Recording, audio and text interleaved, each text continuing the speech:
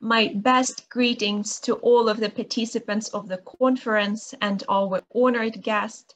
My name is Olena Mуха, and together with my colleague, Єлизавета Баннова, we will draw your attention to an unstoppable dreamer, prolific author who popularized science and technology. His name is Isaac Azimov, and as Olga Mykolaievna has mentioned, the topic of our presentation is the problem of ethical robots exploit. Could you see my slides right now? Yes, yeah. Yes, okay, thank you.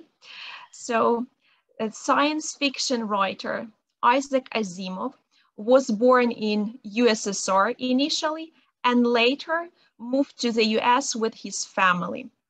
There, they opened a store where the magazines and newspapers of different content could be purchased. So by helping his parents, he tried to join the scientific discourse, reading scientific journals and newspapers at relatively young age. And later he fully immersed in this topic when entering Columbia University. And this passion for science is reflected in his writing, especially in the collection I, Robot, which was published in 1950. And this provided evoking opposition to first superhero comics that were published at that time, because the only superpower in the realm, in the world created by Isaac Azimov was human brain, science, mind, idea. So basically, he repeated the leading idea of French philosopher Descartes: I think, therefore I am. In the collection, he also creates 3 postulates on which the robot's existence and their balanced coexistence with human is possible. So these 3 postulates are: first, a robot may not injure a human being or through inaction allow a human being to come to harm. Or the second one, a robot must obey orders given it by human beings, except where such orders would conflict with the first law. And final postulate, final law, a robot must protect its own existence as long as such protection does not conflict with the first or second law. At the same time, author shifts the focus from the person to the robot, and the protagonist, the hero of the stories, plentiful times underline the intellectual and emotional capacity of robots, and they fight for their equal coexistence with people and their acceptance in society. In his stories, robots completely understand why they were created, what for. They experience emotions, considering accordingly to their calling. And the fact that they have own system of values, their principles, though artificially made, also peculiarities of structure, so on, allows us to conclude that robot is basically a new gender in his stories. In the collection, there is even a special profession, robot psychologist. This profession represents student Calvin, who examines the robot according to these 3 laws.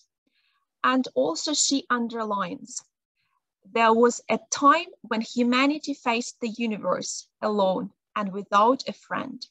Now he has creatures to help him, stronger creatures than himself, more faithful, more useful, and absolutely devoted to him. Mankind is no longer alone. But notwithstanding this underlining, there are some psychological paradoxes and cases of xenophobia that are illustrated in the collection. And one such case occurs in the story Robbie. Robbie is the first nurse of his kind, so he takes care of little girl Gloria, and girl's father says, he is cleverer than half my office staff. But notwithstanding this, neighbors bypass Weston's yard. They do not visit them. Children do not play with Gloria because she is always accompanied by demon creation that has no soul. And when, under social pressure, parents decide to send the robot back to the manufacturer, girl cries and says, he was a person just like you and me, and he was my friend. Another case illustrating the psychology of robots occurs in the story Run Around. In this story, a robot, Speedy, falls into psychological trap because according to the second law, he is trying to fulfill the order of people to get selenium for the station, but according to the third law, he must protect his own existence. But around the mine, there is a high radiation concentration which can enable the robot. So he cannot go back to people without selenium, and also he cannot risk his life. So he just circles around the mine all the time. And another psychological paradox occurs in the story Reason, when robots develop a religious doctrine that denies a man as the higher intelligent creature while maintaining the idea of serving the man. Robots say, there is no master but the master, and QT1 is his prophet. So transforming the commandment of Islam, there is no God but the Allah, and Muhammad is his prophet, they deny human being as the highest creature, but still they can tackle all the technical challenges, all the issues, and still take care of people. So people just decide what's the difference, what he believes. And the concept of accepting robots as equal participant of life events is quite popular in many films and books nowadays.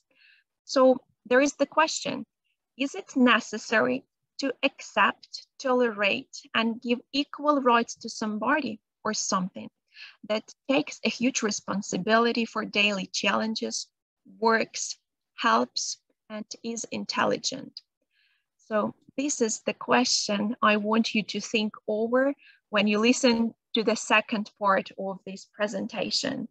So thank you for your attention. Lisa, the floor is yours. Thank you, Elena.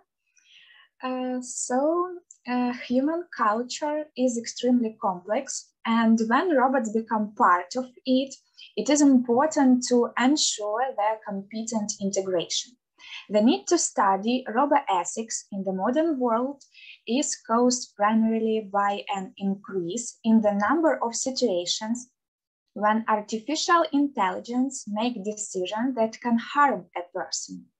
The main task of roboethics is to make interaction with robots safe and effective for humans. There is also a problematic question of what methods can be used to put ideas about right and wrong, permissible and unlawful into robots. In addition, it is important to determine who will be responsible for the failure in the algorithms, the owner of the robot, or the developer. To resolve these issues, it is necessary, first of all, to create legal norms to regulate this area of responsibility.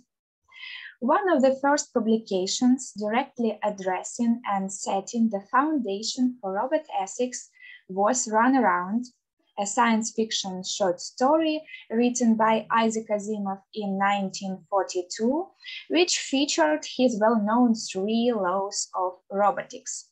And the short-term roboethics was most likely coined by Gianmarco Verruccio.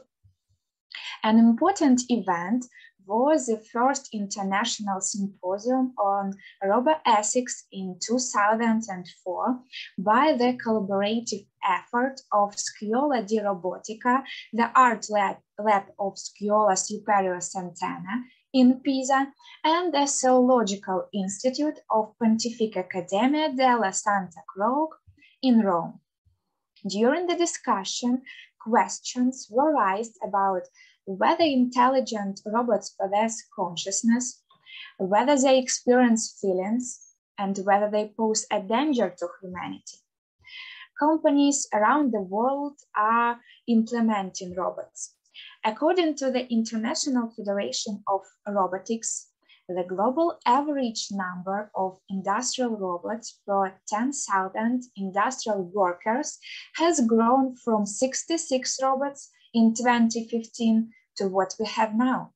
Korea has become the country with the highest adoption rate of industrial robots, with 932 robots per 10,000 workers in 2020, while Singapore came in second and Japan in the third. But for Ukraine, robotization and complex automated process aren't yet a trend. The companies are still using this technique very carefully. There are robotic complexes at large factories. If we talk about the industries that are leading in robotization, then in Ukraine, one can mention metallurgy and food processing, as well as logistics and agriculture. In the consumer sector today, there is a steady demand for a variety of cleaning robots and drones. The fastest growing direction of robotics in Ukraine is educational. Classes are held in schools in which they learn to design and program robots using special kits of robotics. And we hope that the guys who are now studying in robotics educational institutions will glorify Ukraine as a strong player in the global robotics market. So thank you for your attention.